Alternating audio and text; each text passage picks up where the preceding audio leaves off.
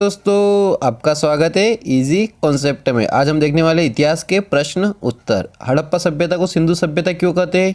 हड़प्पा सभ्यता के दो नगरों के नाम और मोहनजोदड़ो की दो विशेषताएं लिखिए। फ्योन्स क्या है, ये कहाँ मिलते हैं?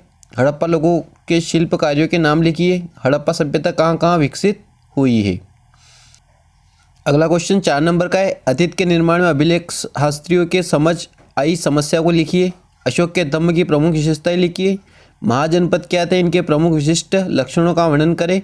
सम्राट अशोक को महान शासक क्यों कहा जाता है? मौर्य साम्राज्य की जानकारी के स्रोत का वर्णन करें।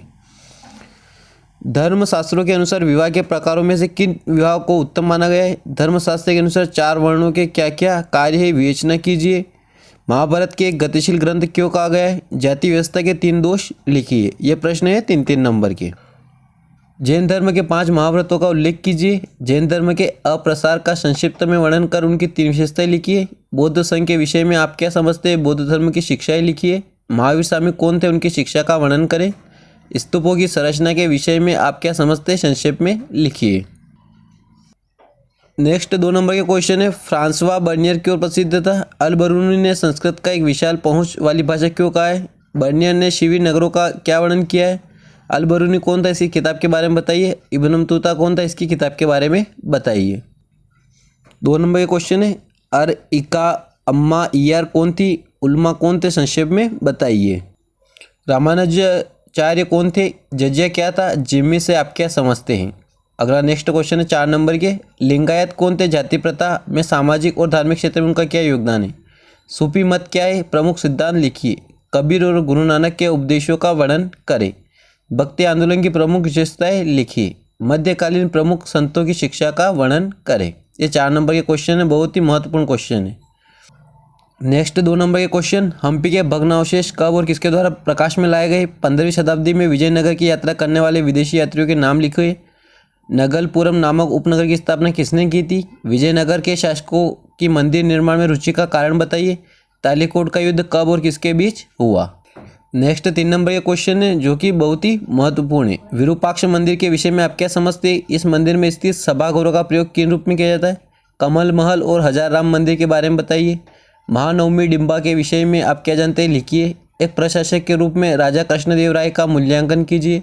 विजयनगर साम्राज्य के संस्थापक हरिहर बुक्का तथा विजयनगर के विषय में आप क्या जानते हैं, लिखिए।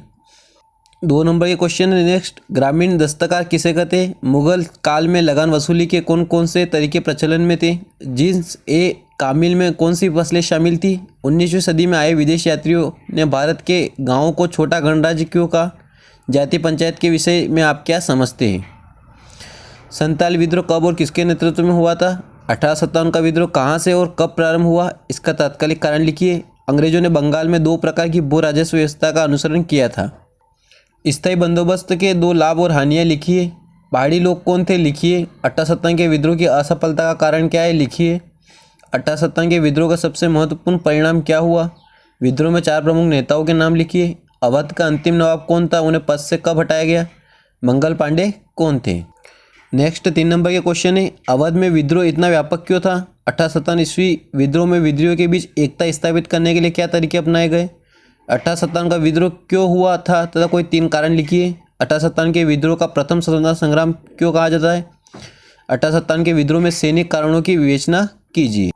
महात्मा गांधी ने दांडी यात्रा कहाँ से और कब प्रारंभ की? कैबिनेट मिशन के बारे में आप क्या जानते हैं? भारतीयों ने साइमन कमीशन का विरोध क्यों किया? कारण बताइए। लाल बाल पाल कौन थे? पहला गोलमेज सम्मेलन कब और कहाँ हुआ था? नेक्स्ट 4 नंबर के क्वेश्चन है। असहयोग आंदोलन एक तरह का प्रतिरोध कैसे था? नमक कानून सुधार संग्राम का प्रमुख मुद्दा क्यों बना? भारत छोड़ो आंदोलन पर टिप्पणी लिखिए। जलियांवाला बाग घटना और रोलेक्ट एक्ट को समझाइए। 1915 में महात्मा गांधी भारत लौटे तो उन्हें क्या परिवर्तन दिखे? ये सारे क्वेश्चन 4 नंबर के हैं। भारतीय संविधान क्या है? भारतीय संविधान कब बनकर तैयार हुआ और कब लागू हुआ? संप्रभुत्व संपन्न राष्ट्र का अर्थ क्या है? संविधान सभा के प्रारूप समिति का कार्य लिखिए। इसमें कितने सदस्य थे? संविधान सभा में उद्देश्य प्रस्ताव क्या है? संविधान सभा के 5 सदस्यों के नाम लिखिए। 2 नंबर के क्वेश्चन। वयस्क मताधिकार पर आधारित लोकतंत्र को स्पष्ट करें। शरणार्थी की समस्या के बारे में लिखिए। भारतीय संविधान की विशेषताएं लिखिए। BN राव कौन थे? संविधान सभा में कितनी अनुसूचियां हैं? ये क्वेश्चन 2-2 नंबर के हैं। नेक्स्ट क्वेश्चन 4 नंबर का है। मानचित्र पर आपको दर्शाना है सारनाथ, उज्जैन, लोथल और वैशाली। गिरनार, मथुरा, धोलावीरा और कालीबंगा, मेरठ, झांसी, कानपुर और ग्वालियर, सांची, विजयनगर, मगध और दिल्ली। आपको इस सभी को एक मैप में दर्शाना रहेगा और एक प्रश्न कंपलसरी इनमें से आएगा ही आएगा। अगर वीडियो पसंद आए तो वीडियो को लाइक और चैनल को सब्सक्राइब जरूर करें और इसका PDF Telegram channel easy concept Rathore पर मिलेगा। Thank you.